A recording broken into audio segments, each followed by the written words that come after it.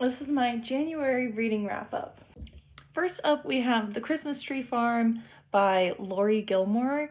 This was a cute little Christmas Hallmark romance with some spice. I didn't really care for the spice, but I wasn't mad about it either. This was a 3.5-star read for me. Then we have the infamous Iron Flame, which is book 2 of the Empyrean series by Rebecca Yarros. I don't think these are good books personally. This is a 2-star read for me, but I'm here for the vibes. I'm enjoying it. I just don't think it's good. Again, I'm here for the vibes. Then we have The Bookshop of Hidden Dreams by Karen Hawkins. I enjoyed this book. It was like a random pick from the library for me. I just thought the name and I thought the title and the cover looked cute. This is like a little mystery, kind of Nancy Drew with a little bit of romance.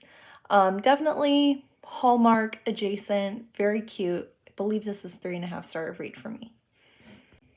This is when it gets good. Six of Crows by Leigh Bardugo is next.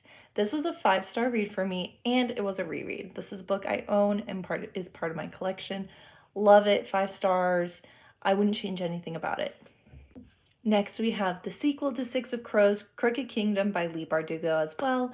I loved this book, not as much as the first one. This one was 4.5 stars for me. There are a few things I wish had gone just a little bit differently. It's not perfect in my opinion, but I still really enjoyed it. And I think it's a great way to wrap up the story. Then we have another very popular book, A Court of Wings and Ruin by Sarah J. Maas. This is a 3.5 star for me, but it's like barely 3.5 stars for me. I don't love these books, but it got the half from the 3.5, because it did make me cry at the end.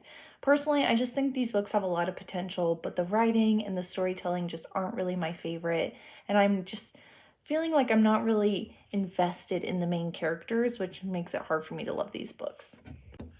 Finally, we have another reread, Graceling by Kristen Cashore.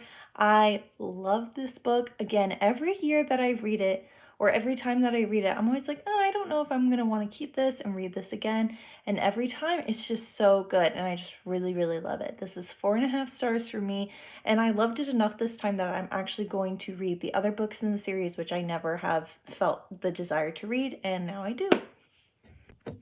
Let me know if you've read any of these books, if you love them, if you hate them, and what you recommend for my February book hopefuls.